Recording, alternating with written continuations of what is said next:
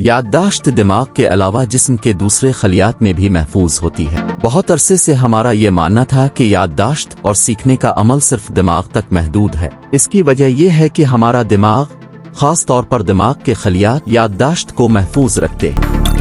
تاہم محققین کی ایک نئی ٹیم کا کہنا ہے کہ یادداشت کو محفوظ رکھنے کا یہ عمل جسم کے دوسرے خلیات میں بھی پایا جاتا ہے۔ یہ ایک دلچسپ دریافت ہے کہ غیر دماغی خلیات بھی سیکھنے اور یادداشت بنانے کی صلاحیت رکھتے ہیں۔ یہ تحقیق یادداشت کے نظام کو سمجھنے میں نیا رخ فراہم کرتی ہے اور مستقبل میں سیکھنے اور یادداشت سے متعلق بیماریوں کے علاج میں ترقی کا باعث بن سکتی ہے۔ یادداشت دماغ کی فائلنگ سسٹم کی طرح ہے۔ جب آپ کوئی نئی چیز سیکھتے ہیں یا تجربہ کرتے ہیں تو دماغ اس معلومات کو نیورل سرگرمی کے نمونوں میں تبدیل کرتا ہے۔ مختلف قسم کی یادداشتیں دماغ کے مختلف حصوں میں محفوظ ہوتی ہیں، جیسے تصویری یادداشتیں ان علاقوں میں محفوظ ہوتی ہیں جو تصویروں کو پروسیس کرتے ہیں، جبکہ حقائق اور اعداد و شمار ان حصوں میں محفوظ ہوتے ہیں جو زبان اور منطق کو سنبھالتے ہیں۔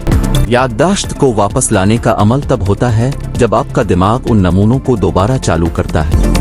تاہم ہر بار جب آپ کوئی یادداشت واپس لاتے ہیں تو دماغ اس میں نئی معلومات اور جذبات شامل کر سکتا ہے، جس سے یادداشت زیادہ مضبوط اور مختلف ہو سکتی۔ خلیات اور یادداشت کا عمل۔ نیویارک یونیورسٹی کے محقق نکولے وی کوکشن کے مطابق عام طور پر سمجھا جاتا ہے کہ سیکھنے اور یادداشت کا تعلق صرف دماغ اور دماغ کے خلیات سے ہے، لیکن ہماری تحقیق سے پتہ چلتا ہے کہ جسم کے دیگر خلیات بھی یادداشت بنانے اور سیکھنے کی صلاحیت رکھتے ہیں۔ اس تحقیق کا مقصد یہ تھا کہ آیا غیر دماغی خلیات بھی یادداشت میں کردار ادا کرتے ہیں۔ اس مقصد کے لیے انہوں نے اوماسڈ اسپیس ایفیکٹ کا استعمال کیا، جس کا مطلب ہے کہ وقفے سے معلومات کو یاد رکھنا زیادہ مؤثر ہوتا ہے۔ غیر دماغی خلیات میں یادداشت کا تجربہ۔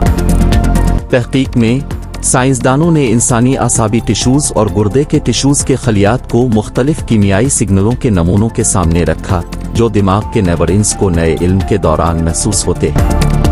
دلچسپ بات یہ ہے کہ ان غیر دماغی خلیات نے بھی وہی یادداشت جین فعال کیا جو دماغی خلیات معلومات کے نمونوں کو پہچاننے اور محفوظ رکھنے کے دوران کرتے ہیں۔ یادداشت کے شعبے میں نئی راہیں۔ یہ تحقیق اس بات کی نشاندہی کرتی ہے کہ سیکھنے اور یادداشت کی صلاحیت صرف دماغ کے خلیات تک محدود نہیں، بلکہ شاید یہ تمام خلیات کی بنیادی خاصیت